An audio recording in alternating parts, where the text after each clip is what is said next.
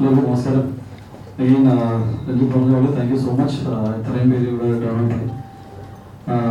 Again, Malikappuram എന്ന സിനിമയ്ക്ക് ശേഷം എൻ്റെ ഐ തിങ്ക് ഒരു പ്രോമിനൻറ്റ് തിയേറ്ററിക്കൽ റിലീസാണ് ജയ ഗണേഷ്. ഈ വരുന്ന ഏപ്രിൽ 11 മുതൽ സിനിമ കേരളത്തിലും ഔട്ട്സൈഡ് കേരളയിലും റിലീസ് ഉണ്ടാവും. Privilege to work with a fantastic group. ഞാൻ രഞ്ജിത്തുമായിട്ട് ആദ്യമായിട്ട് കൊളാബറേറ്റ് ചെയ്യുന്നത് നല്ലൊരു എക്സ്പീരിയൻസ് ആയിരുന്നു. ഞാൻ ഇതിനു മുമ്പേ ഒരുപാട് ഇന്റർവ്യൂസ് ഈ സിനിമയെ സംബന്ധിച്ച് ഞാൻ കൊടുത്തു കഴിഞ്ഞിട്ടുണ്ട്. അതിൽ ഞാൻ എടുത്തു പറഞ്ഞൊരു കാര്യം എന്ന് വെച്ചാൽ I think as an actor, as ഒരു എന്താ പറയുക സിനിമ ഇഷ്ടപ്പെടുന്ന ഒരു വ്യക്തി എന്ന നിലയിൽ എനിക്ക് ഏറ്റവും ഇഷ്ടപ്പെട്ട ഒരു സിനിമയായി മാറുകയായിരുന്നു Jaya Ganesh.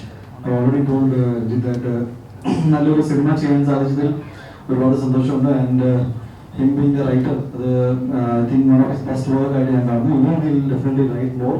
But till date I think ആ ഭാഗ്യം എനിക്ക് ഉണ്ടായി. നല്ലൊരു കഥയും കഥാപാത്രം എനിക്ക് കിട്ടി.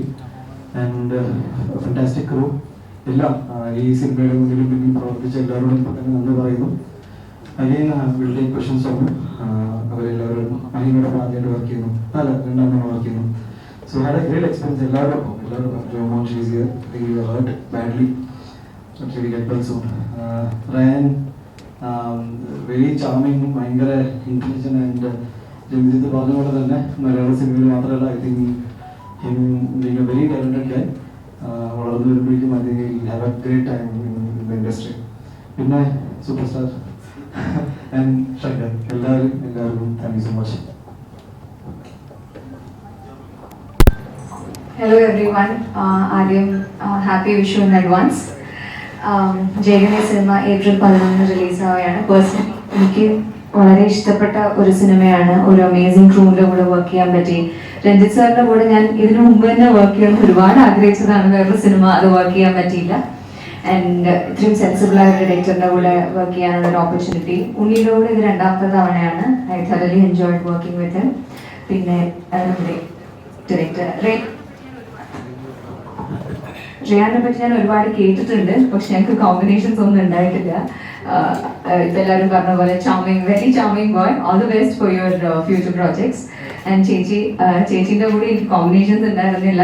But I'm very glad that I had the opportunity to work in the film. ചേച്ചി അഭിനയിച്ച ഒരു സിനിമയിൽ, പിന്നെ നന്ദു ചേട്ടൻ, അശോകൻ ചേട്ടൻ, ഇങ്ങനെ ഒരുപാട് സീനിയറായ ആക്ടേഴ്സ് സിനിമയിൽ അഭിനയിച്ചിട്ടുണ്ട്. ഭയങ്കര എന്താ പറയുക, ഒരു കോണ്ടന്റ് ഓറിയന്റഡ് സിനിമയായിരിക്കും. തിയേറ്ററിൽ പോയി സിനിമ കണ്ടിറങ്ങുന്ന എല്ലാവരും നല്ല എക്സ്പീരിയൻസ് ആയിരിക്കും. ഇത് തിയേറ്ററിൽ തന്നെ എക്സ്പീരിയൻസ് ചെയ്യേണ്ട ഒരു സിനിമയാണ്. കാരണം ഞാൻ പല ഇന്റർവ്യൂസിലും പറഞ്ഞിട്ടുണ്ട്, സ്ക്രിപ്റ്റ് കേട്ടപ്പം എനിക്ക് ഭയങ്കര ഒരു ഇൻസ്പിറേഷണൽ ആയ, എന്നെ ഭയങ്കര ഇൻസ്പയർ ചെയ്ത ഒരു സബ്ജക്റ്റാണ്. അപ്പോൾ തിയേറ്ററിൽ സിനിമ കണ്ട് ഇറങ്ങുന്ന എല്ലാവർക്കും അതേ ഫീലിംഗ് തന്നെ ഉണ്ടാവും എന്ന് ഞാൻ വിശ്വസിക്കുന്നു. അപ്പം എല്ലാവരും സിനിമ കാണാം, കണ്ട് സപ്പോർട്ട് ചെയ്യാം. Thank you so much. നമസ്കാരം. So happy. ഇതെൻ്റെ ഒരു ഫസ്റ്റ് എക്സ്പീരിയൻസ് ആണ് ഇത്രയും ക്യാമറകളുടെ മുമ്പിൽ ഒരു പ്രൊമോഷൻ വർക്ക്. ഞാൻ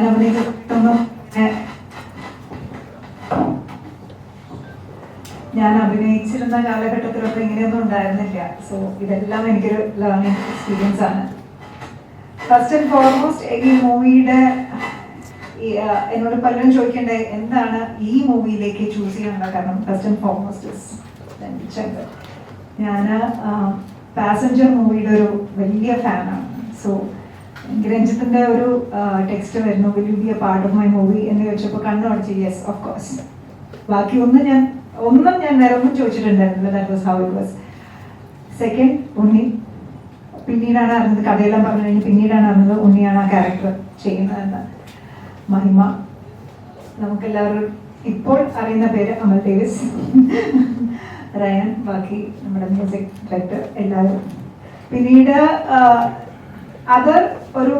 വേറൊരു ഫാക്ടറി മൂവിയിലോട്ട് എന്നെ അട്രാക്ട് ചെയ്തതെന്ന് വെച്ച് കഴിഞ്ഞാൽ, എൻ്റെ ഒരു കാലഘട്ടത്തിൽ എന്നെ വിശേഷിപ്പിച്ചിരുന്നത്, അല്ലെങ്കിൽ ഇപ്പോഴെല്ലാവരും എന്നെ ആ കാലഘട്ടവുമായിട്ട് കമ്പയർ ചെയ്ത് വിശേഷിപ്പിച്ചിരുന്നത് ഫ്ലാഗ് ബെയറർ ഓഫ് ഗ്ലിസറിൻ. എപ്പോഴും എല്ലാ സിനിമയിലും കണ്ണ് കലങ്ങിയ ഒരു ക്യാരക്ടർ, കരഞ്ഞ് ഏറ്റവും കരയുന്ന ഞാനായിരുന്നു. അന്നൊക്കെ ട്രോൾ ഉണ്ടായിരുന്നെങ്കിൽ ഏറ്റവും കൂടുതൽ ട്രോൾ എനിക്ക് തോന്നുന്നു എനിക്കായിരിക്കും കിട്ടിയിട്ടുണ്ടാവുക. പക്ഷെ ഈ മൂവി ഒരു പ്രാവശ്യം പോലും എൻ്റെ അടുത്തൂടെ പോലും ഗ്ലിസറിൻ പോയിട്ടില്ല. ഇതിനകത്തൊരു ക്രിമിനൽ ഒരു ഫീമെയിൽ ലേഡി ക്രിമിനൽ ലോയർ ആയിട്ടാണ് ഞാനൊരു ബോൾഡ് ആൻഡ് ഒരു fears character. So I M so happy. April 11th release, and thank you all coming.